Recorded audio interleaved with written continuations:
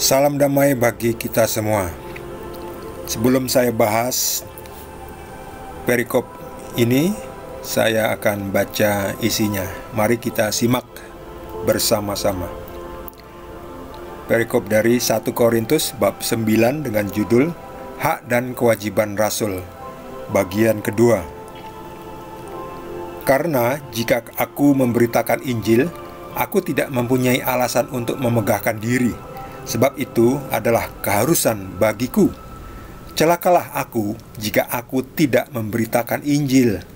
Kalau andai kata aku melakukannya menurut kehendakku sendiri, memang aku berhak menerima upah. Tetapi karena aku melakukannya bukan menurut kehendakku sendiri, pemberitaan itu adalah tugas penyelenggaraan yang ditanggungkan kepadaku.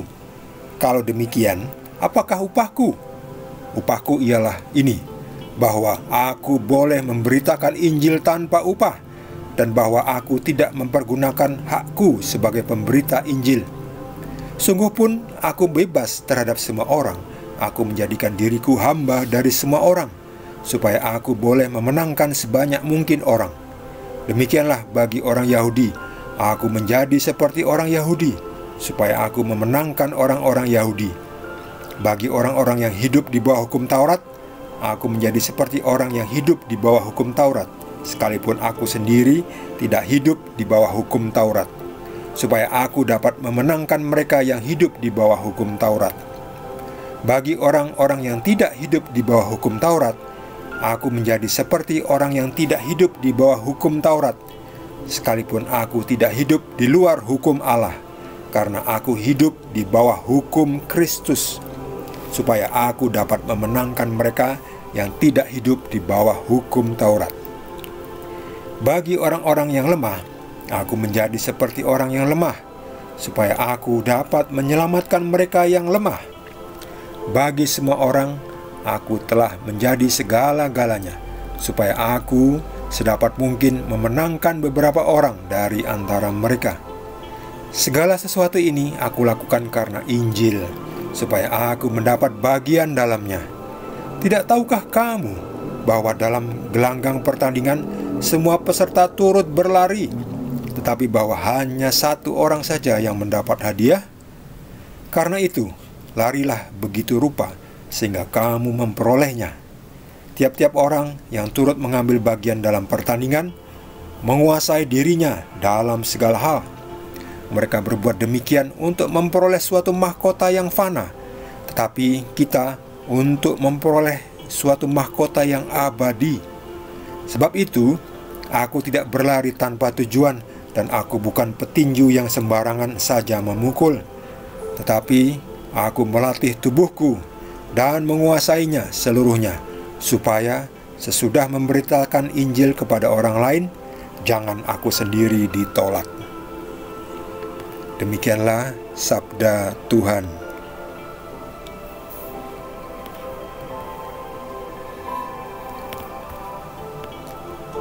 Saya garis bawahi, saya beri warna yang beda. Celakalah aku jika aku tidak memberitakan Injil. Jadi, memberitakan Injil itu adalah perintah Tuhan Yesus. Pergilah ke seluruh penjuru dunia dan wartakanlah Injil, wartakanlah kabar baik keselamatan. Ya, memang bentuknya macam-macam ya. Ada yang bentuknya langsung secara harfiah, yaitu memberitakan Injil yang tertulis di dalam Alkitab, menjadi pastor, bruder, suster, romo, pendeta, biarawan, biarawati. Dan ada juga yang dalam wujud konkret, misal dalam bidang pendidikan, mendirikan sekolah, ya, mengajarkan yang baik di sekolah itu, bukan mengajarkan untuk menjadi teroris. Kalau mengajarkan dari teroris itu jelas bukan dari Tuhan ya, tapi dari setan.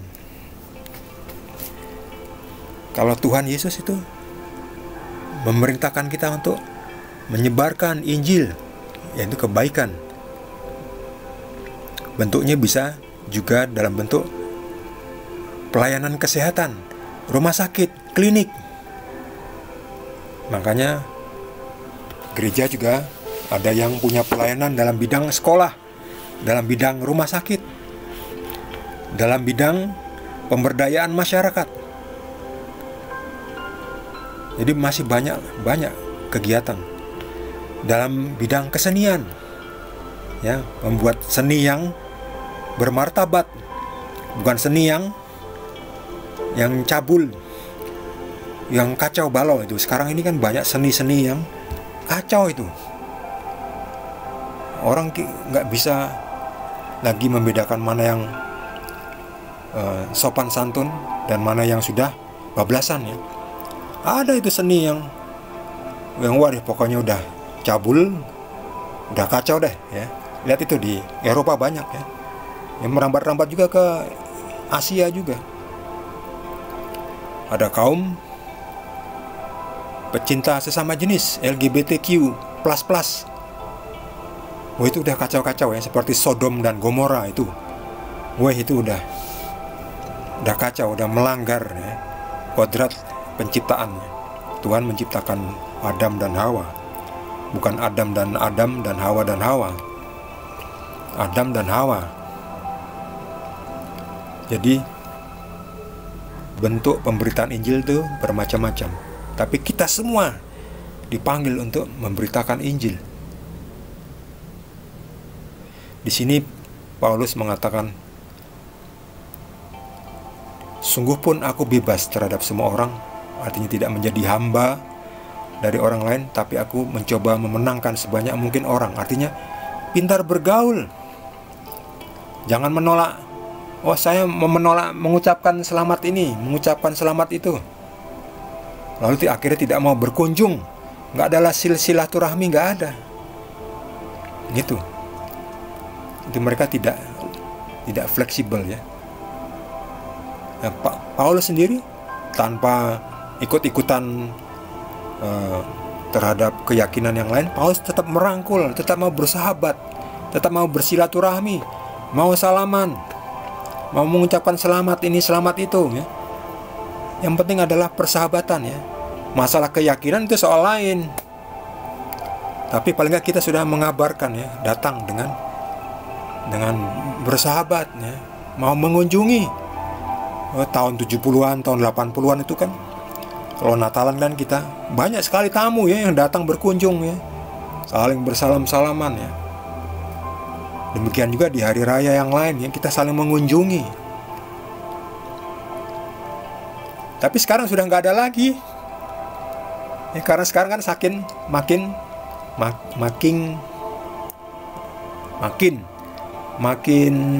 radikal, makin fanatik, ya. Itu sekarang ini susah mencari saling mengunjungi, susah. Nggak ada lagi, ya, ada mungkin 1-2, ya, untuk orang yang bijak, ya. Tapi secara umum nggak ada lagi itu, ya. Waduh, kacau ini. Di Indonesia itu tahun 70-an, 80-an tuh saling mengunjungi, ya. Ketika ada hari raya, wah, bagus. Bersahabat, wah, bagus, ya. Ya, soal agama urusan masing-masing. Tapi kan saling bersahabat itu, saling kerjasama, ya. Sekarang nggak ada lagi, sayang sekali, ya. Nah, beda dengan Paulus. Paulus tuh luas, ya. Tapi tetap saja Paulus bersama Yesus, ya. Paulus tidak menjadi pagan, tidak ikut menyembah idol-idol, enggak. Tapi bergaul supaya mereka juga mengerti bagaimana yang mestinya, ya, yang baik, mengenalkan Tuhan Yesus. Paulus tidak takut bergaul dengan semua orang, ya. Yang percaya dan yang belum percaya, semuanya menjadi sahabat bagi Paulus. Bahwa Paulus hidup di bawah hukum Kristus, tidak di bawah hukum Taurat. Sebab ketika kita hidup di bawah hukum Kristus, kita tuh dipimpin langsung oleh Tuhan, sebab Yesus adalah Tuhan. Jadi kita tidak seperti robot yang diprogram oleh hukum-hukum yang kaku, yaitu hukum Taurat. Bukan berarti lalu kita boleh melanggar hukum Taurat, karena ada beberapa hukum itu tetap relevan.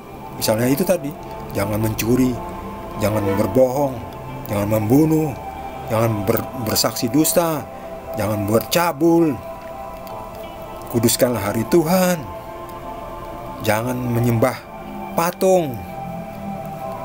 Kalau patung dijadikan alat pendidikan nggak apa-apa, tapi disembah bukan. Jangan seperti orang Israel di zaman Musa menyembah patung lembu emas. Nah, itu benar-benar menyembah patung itu nggak boleh. Kalau membuat patung lembu lalu ditaruh di atas lemari sebagai hiasan, ya nggak apa-apa, bagus kan, indah, itu aja. Tapi kan tidak menyembah, itu bedanya. Jadi membuat patung nggak apa-apa, tapi jangan disembah, itu intinya ya.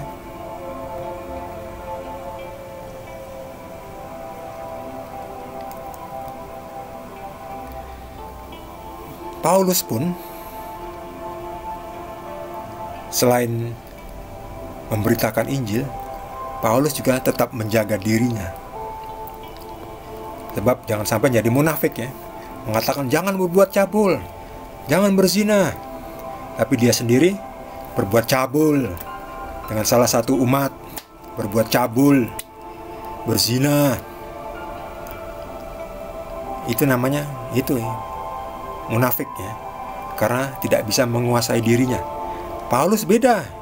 Aku melatih tubuhku dan menguasainya seluruhnya, supaya sesudah memberitakan Injil kepada orang lain, jangan aku sendiri ditolak karena berbuat cabul, karena mencuri uang kas, karena membunuh, karena marah-marah, maki-maki, dan seterusnya. Jadi sebagai pewarta Injil, kita pun, Paulus pun tetap harus waspada. Mengkhotbah baik. Nah, khotbah itu juga berlaku untuk sang pengkhotbah sendiri. Mengajarkan supaya jangan menyembah berhala. Kita juga jangan menyembah berhala, menyembah uang. Melihat uang matanya langsung bengkak. Itu jangan. Itu menunjukkan Anda cinta uang. Nah, itu kontradiksi dengan apa yang Anda khotbahkan. Jangan menyembah berhala, tapi Anda sendiri menyembah uang, diperbudak oleh uang, melihat uang yang banyak langsung ngiler. Jangan berbuat cabul, tapi Anda sendiri ketika tidak ada orang lain, tiba-tiba kok ada orang cantik ini, mulai dikuasai oleh setan. Jadi sang pewarta juga harus melatih tubuhnya dan menguasai seluruhnya ya, nafsu-nafsunya dikuasai. Paulus juga masih pria yang normal, masih punya nafsu, tapi Paulus menguasai nafsunya, melatih tubuhnya ya. Jangan cuma latih ototnya ya, angkat barbel biar ototnya kuat. Bukan hanya itu, tapi yang lebih adalah roh kita, rohaninya. Melatihnya dengan mengendalikan nafsu ya, mengerem, mengatakan ini tidak baik, ini tidak baik. Ada batas-batasnya ya. Supaya apa? Supaya jangan setelah memberitakan Injil, supaya orang lain menjadi baik, kita sendiri tidak menjaga diri kita, akhirnya kita ditolak oleh Tuhan, ditolak masuk surga. Kamu memang memberitakan Injil, tapi kamu sendiri tidak melakukan apa yang kamu beritakan. Kamu gak boleh masuk. Nah, jangan sampai seperti itu ya. Jadi, pemberita Injil, sang pengkhotbah, sang pendeta, sang pastor, sang uskup, bahkan paus pun juga harus melaksanakan. Gak hanya mengajari, tetapi juga harus mempraktekkan juga bagi dirinya sendiri, karena itu juga berlaku bagi dirinya sendiri. Bagi saudara yang mendapatkan tambahan pencerahan dari Tuhan Yesus, boleh juga berbagi dengan kita. Yang belum subscribe, jangan lupa di subscribe dan juga di like, supaya channel ini tetap bisa berlangsung memberitakan Injil. Terima kasih. Tuhan Yesus berkati kita semua.